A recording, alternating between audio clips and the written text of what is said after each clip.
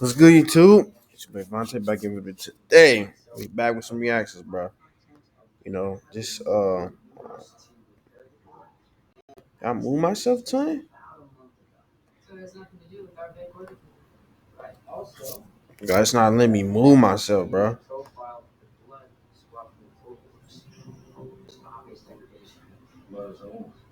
Do you see this shit, bro?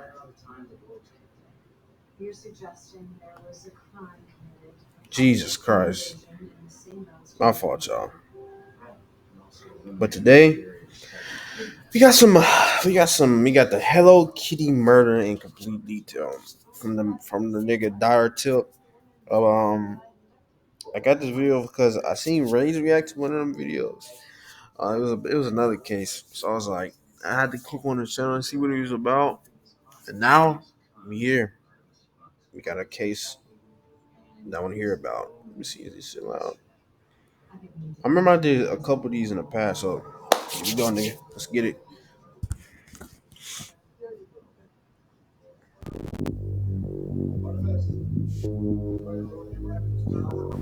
In one of the most infamous crimes to ever come out of Hong Kong, a woman is held captive, severely mistreated, and eventually murdered. However, what made this case so infamous is how they treated her after the fact. Okay. Got a packed schedule this fall and don't have much time to figure out what to cook? How about trying some more interesting food that's already chosen for you? With HelloFresh, you can try Come on, gang. of course. Also, So I shouldn't see bro. Get your bag, nigga. try out the one of coleslaw person meal, but honestly, Fuck that shit. maximum effort and maximum time, and you'll HelloFresh.com boxes and 16 free. You start off by saying that this is probably a case that you've heard about before. It's very infamous. But this is by far and beyond the case I've been most requested to cover. Since it's requested so often, I decided to dig deep into it as deep as I could and give it the whole in full detail treatment. I think that I'll be able to paint a picture as to how truly horrible it really is, and buckle up because it's disturbing. Here we go. This is the story of a woman out in Hong Kong named Fan Man Yi. Fan did not have the best life, to say the least. She was abandoned in her childhood, forcing her to grow up in an orphanage. However, this would only be until she reached the age of 15, as that orphanage had an age limit in place. Given that she was never adopted and had no place to live, she soon became homeless. Soon after that, she became addicted to drugs. Fan ended up having to resort to prostitution, working at a brothel to get by and even feed herself. When Fan Man Yi was in her early 20s, she was able to get a job as a dancer at the Empress Karaoke nightclub. She eventually fell for one of her clients, who was unfortunately another drug addict who only ended up enabling her. Despite this, they got married in 1996. Her husband, however, soon began mistreating her. Could you pick up an agility ladder for my daughter? I got you. I think she's going pro at basketball. Thank you. We got 2-a-days Thank you. going right Yeah. now. Oh, So yeah. what you think's the next I step? don't have YouTube, whatever that shit is called, nigga. Wow, each blade is in such close contact with the skin. And it's shower ready too. You know. Alright, we back. Still though, she stayed with the man, and they actually had 2 sons together over the next couple of years. Their fighting only worsened though. The neighbors would often wake up to not only the sounds of the children screaming, but the sounds of the couple themselves screaming as well, as they argued all throughout the night. By early 1997, Fan had already started working as a prostitute again out at a brothel called the Romance Villa in Kowloon. After working there for a while, she ended up meeting a 34-year-old man named Chan Man Lok. Chan was said to have been a wealthy socialite well known throughout the area. Fan was immediately drawn to him as she was a prostitute who was addicted to drugs, and he was a drug dealer that also worked as a pimp.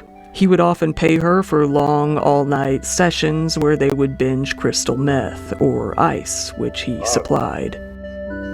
It wasn't too long before Fan was integrated into Chan's inner circle.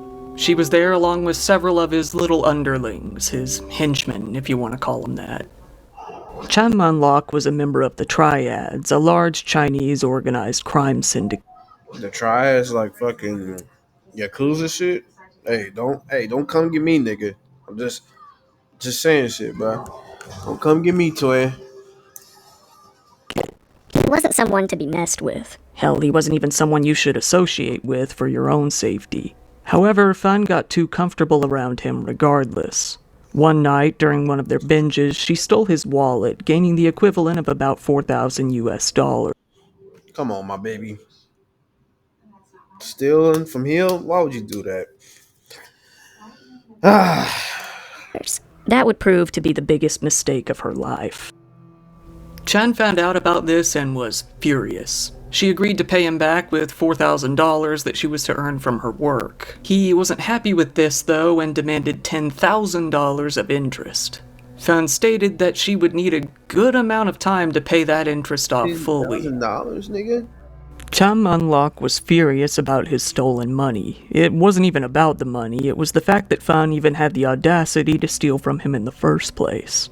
In March of 1999, he got 2 of his men to kidnap Fan and take her back to his apartment on Granville Road. That nigga looked like... It was a massive... That nigga looked like, I don't know what, a Sesame Street character, boy. Get your ugly ass on. Apartment consisting of 5 bedrooms and was all decked out in Hello Kitty merch for some reason. Hello Kitty was on the curtains, on the bed sheets, adorning the walls, and there were even plushies all over the place. Wow. Chen planned to pimp Fan out and force her to work non-stop until her debt to him was fully paid off. But he was never satisfied with any amount of money she would earn. He kept increasing the interest on her debt more and more until it became impossible for her to ever pay him back. There simply wasn't any way that she could keep up with the constantly spiking increase to the debt. So, in addition to making her work even more, the gang started taking their frustrations out on her as well. They began to hit her and strike her repeatedly very often. She would often be so bruised and battered that she couldn't even work. Despite this, the group would continue to get high and subject her to even more beatings. They enjoyed themselves far too much while doing so, often laughing at her pain. This was when things got really out of hand, and you may be thinking it's already out of hand, and you would absolutely be right, but it's about to get much, much worse. Shit. The group that tortured Fan consisted of Chan Munlok, the leader, Leung Wai Lung, a subordinate gangster of his who is said to have been either 19 or 21, and Leung Xing Cho, age 26, another one of his underlings. But there was soon one new member to that group, a 14-year-old minor named Ah Fong. She, although she had been reported to be one of the girlfriends of one of his underlings, ended up being a victim of Chan himself as he groomed her more and more over time. This girl, though, despite being very young and obviously manipulated, was ice cold herself. She very much enjoyed helping the group to mistreat Fan.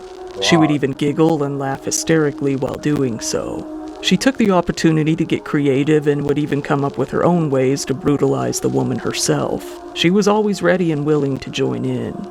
The group, unsatisfied at the amount of money Fan was bringing in, continued to mistreat her more and more. They tied her up, punched her, and kicked her all over. They would force themselves on her repeatedly, as much as they wanted. They even forced her to eat excrement. They started hitting her with metal bars, hit her and stabbed her with kitchen utensils, smashed pieces of furniture over her, and even tied her up in a standing position to use her as a punching bag. It got to the point that, one day alone, she ended up getting kicked in the head about 50 times. Yeah.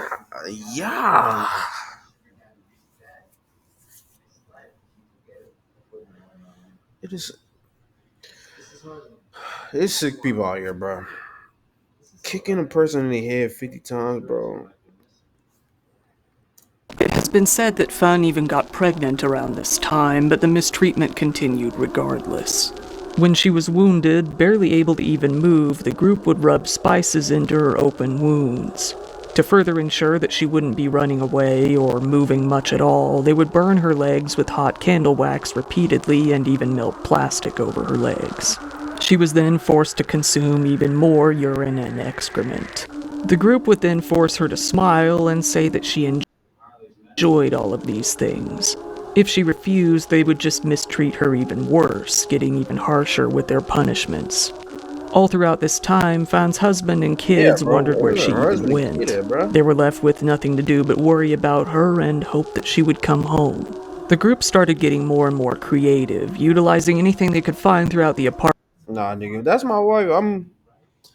If she ain't came home that first night, nigga, I'm making a call, nigga. Like, bro, I'm about to go find her, bro. That could possibly inflict Pain that could be used as a weapon. They would set plastic straws on fire and press them against the bottom of her feet until they were covered in painful burns and blisters. They would then hit her in the feet with sticks and whatever else they could find. All throughout this, they would throw chili oil onto her wounds and dump oyster sauce onto her face. They then made her drink the combination of oils afterwards. It was a game they played. If she didn't pretend to be happy, then they would beat her harder. They told her to smile while they burned her. It was a fun atmosphere, said Ah Fong. It got to the point where they started using Fan as a toilet, directly urinating onto her face and sometimes even into her mouth. If she spat any of it out, she was severely punished. Ah Fong once even defecated into a shoebox and forced Fan to eat it, which she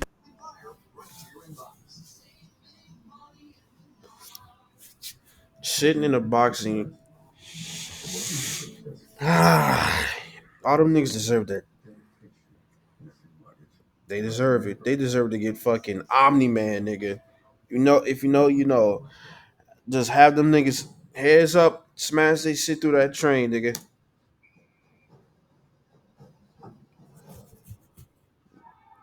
thought was hilarious. The group started wrapping her in electrical wires and hanging her from a hook on the ceiling. They would then mistreat her in any way that they wanted, usually hitting her with iron bars and leave her there overnight. Eventually, they stopped feeding her entirely. The bodily fluids they would subject her to became her only form of sustenance. They continued to pack her wounds with dirt, spices, salt, and really anything else they could find to make sure that she never felt any sort of relief. Needless to say, after seeing the shape she was in, potential clients started refusing her services, meaning that she was no longer pulling in any money for the group. Fan would lie on the floor, starving, drifting in and out of consciousness, while the group hung out and watched TV or played video games. She was broken, and playing with her wasn't so much fun after that, but we carried on anyway. There wasn't really anything else to do, said Ah Fong. Ah Fong would gladly participate in any of the horrible things the group did to Fan, enjoying it all the way, admittedly laughing at everything that happened to her. It was for fun, she later said. The full details of what Ah Fong did herself have never been revealed, but it's undoubtedly a very long list, even by her own admission. One night, the group decided to go out for some drinks. To make sure that Fan couldn't escape, they did what they usually did. They tied her up and threw her onto the bathroom floor, locking the door behind them. This sort of mistreatment could only go on for so long. After about a month of this, on April 15th of 1999, Fan finally succumbed to her wounds and passed away, cold, alone, and in pain while her captors were out of the house. After a few days, the group came back to the apartment. Ah Fong stated that she had to use the restroom. When she went into the restroom, she found Fan deceased on the floor. The men began to discuss amongst themselves. They needed a way to get rid of the body, but they couldn't decide on which method would be best.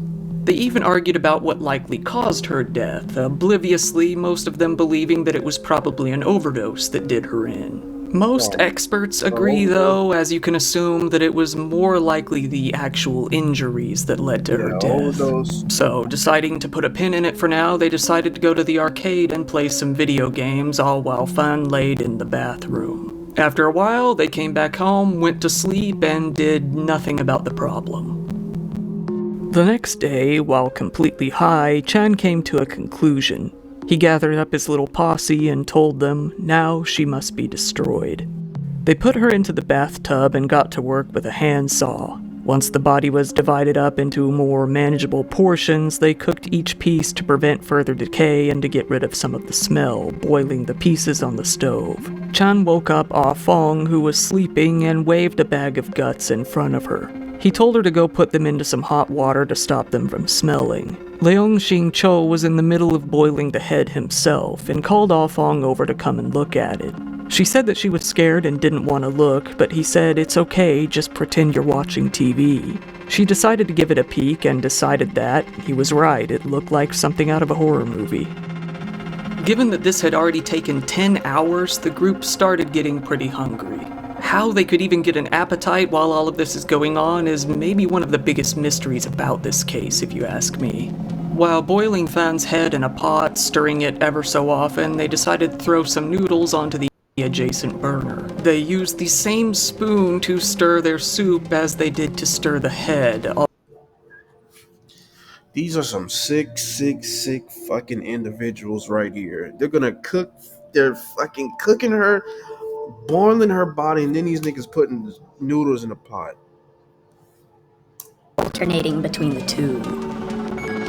By the time their meal was over, the head was now nothing but bone. They decided to take the skull and sew it into the head of one of their Hello Kitty plushies, a large mermaid one. This is obviously where the name of the case comes from. It's still unknown why they even decided to go through the trouble of doing this. Given how drug-fueled the whole operation was, it's safe to say that if there even was a reason, it might not make a lot of sense now. For unknown reasons, they decided to keep some other bits as well, namely a tooth and some organs. However, they disposed of the rest in the apartment complex's garbage. Things were quiet for about a month. It seemed that they had gotten away with all that they had done. That all changed 1 month later in May. Ah Fong made her way out to a local police station.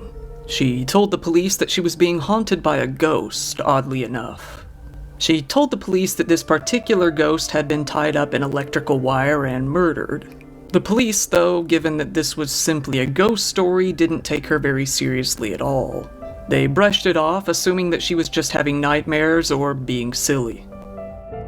This was, however, until Ah Fong told them that she had played a part in the murder of this particular woman. This obviously changed things drastically. The police asked her for more details and eventually followed her out to where all the carnage took place, the apartment. This is where they discovered that her nightmares were very much indeed based in reality. Inside, she pointed them to the Hello Kitty mermaid doll, and inside they found the skull. The whole group was found, arrested, taken in, and taken to trial. Ah Fong, which likely isn't even her real name, by the way, it's likely a pseudonym given to her by the court system, decided to testify against the other members of the group. She told the police that she was Chan Man Lok's girlfriend, but she was also very likely one of his prostitutes as well. When asked why they had done all of this, she simply said, "I have a feeling it was for fun." This case quickly became a spectacle all throughout Hong Kong. Most citizens had never heard of a case coming anywhere near this magnitude before. Being a pretty safe modern city, they couldn't imagine something so sinister going on so close by. One element of this case that fascinated them was the terrifying juxtaposition of one of the most grisly crimes they'd ever heard of meeting with one of the cutest icons they could think of. The mixture of horror and innocence stood out to a good amount of people. The trial would go on to last for 6 months. Ah Fong went on to testify in exchange for complete immunity. In order to placate Fan's ghost and finally get some peace, she spilled all the gritty details. Every single disgusting detail of every single disturbing thing that the group did. She said that this was in order to relieve her guilt and stop the haunting. During the trial, material evidence relating to the case was presented to the courtroom. This included the refrigerator where the body was kept, the pots used in the cooking, and the actual skull itself. It has been said that the stench radiated throughout the entire courtroom.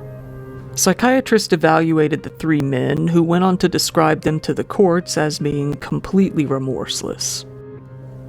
There was one massive roadblock to the case, though. Given the way that Fan's body ended up, there wasn't any clear, for sure reason to find out what actually had happened to her. They couldn't come up with a concrete cause of death given the evidence that they had to go off of. It could have been from the abuse, or it could have actually been due to an overdose. As a result, the men weren't convicted of murder, but instead of manslaughter. The jury had come to believe that they had indeed caused her death, but they couldn't agree on whether or not there was intent. They couldn't rule out that the men did intend to kill her, but they also couldn't rule out that they didn't. There was simply them niggas different. No way to know for sure. Despite all of the doubts and the charges being reduced to manslaughter, the court justice, Peter Nguyen, was having none of it. In December of 2000, he sentenced the three to life in prison. Sadly enough, though, this sentence did come with the possibility of parole. It wouldn't be for 20 years, though. Never in Hong Kong in recent years has a court heard of such cruelty, depravity, callousness, brutality, violence, and viciousness, he said. The public is entitled to protection from people such as you. While if this had taken place in mainland China, all three would have likely been executed pretty swiftly, Hong Kong did not have a death penalty. Fan's husband came out and spoke of the sentencing. It seems that he was satisfied with them getting life in prison. He did, though, end by saying, "But how can I ever forget?" Ah Fong was released, free of charges, into foster care. It's currently unknown where she is now or how she turned out. The lawyers of the three men tried to appeal the case in 2003, but they had no luck. The sentence was upheld. Those three monsters weren't going anywhere. In 2014, the courts finally handed Fan's skull, the only remaining evidence of her body, over to her family, who had it cremated. The apartment building, located at 31 Granville Road, Tsim Sha Tsui, Hong Kong, where the murder took place, was eventually demolished entirely in September of 2012. After several years, in 2016, it was rebuilt as a hotel that still exists to this day. I wish I would go to that hotel though, nigga. Cursed shit, nigga. The actual location where the murder took place is now, by some dark irony, a restaurant. A restaurant? 20 years came and went, and in 2020 it seems that the trio never did get their parole, as there's no news out there of their release. That is, except for one of the men. Leung Shing Cho was actually released in April of 2014. It seems that his lawyer was able to appeal and convince the courts that there wasn't sufficient evidence against him. As you might assume, it wasn't too long before he was on the police's radar again. Just recently, in January of 2022, while he was working as a waiter, he groped the chest of a female minor. Yeah, I'm not gonna lie. Fuck all that. He needs to get the fucking. He needs to get killed, nigga. I'm not even playing, bro. Like, bro. Only 10. And even more recently, wait, what? He groped the chest of a female minor, only 10. And even more recently, he was sentenced to 12 months in prison for that. So as of the writing of this video, he is back in prison. That nigga's a perp. Time will tell if they end up seeing parole in the future. There ended up being a few movies released throughout the years that told the story of this case. One of them was called Human Pork Chop with, my god, have some tact, come on. Another was called There's a Secret in My Soup. This case even became well enough known overseas that it was featured in an episode of Bones, an American crime drama. To this very day, Fan Man-yi's memory is kept alive every year when citizens of Hong Kong celebrate her life on her birthday with a candlelight vigil in the center of the city. Once again, thank you for watching my videos. If you found it interesting, please give it a like. It helps me out in the algorithm. And if you find content like this enjoyable, feel free to subscribe. If you don't mind, go ahead and follow me on social media. I mean, you know how YouTube is with content like this. If anything were ever to happen to this channel, that'd probably be the only way you'd ever hear about it. If you feel like supporting the channel even further, I do have a Patreon account which I keep linked down in the description below. There you can get videos both early and uncensored. Speaking of which, shout out to my top patrons. Starfade, Astral, Raven, Entrepreneur, Grack. Okay, I ain't gonna lie. It's just what y'all been talking about though. My favorite. Thanks again to Hello. Oh, that was a W video. Shout out Dara Tip, shout out this video. RIP to that lovely woman. And to those niggas that did that shit and that 14-year-old girl, y'all niggas should die, like Kendrick Lamar said. And the other nigga groping 10-year-olds and shit, nigga, you need to die, nigga, not jail, nigga. You need to die. But yeah, man, let me know. I think I'm gonna do this shit every Friday or something for y'all. Give y'all these cases reactions. We talk, we chat. We talk about how this world is crazy as hell. Y'all niggas stay safe. Don't forget to like, comment, subscribe. We gone, peace. We gone, nigga.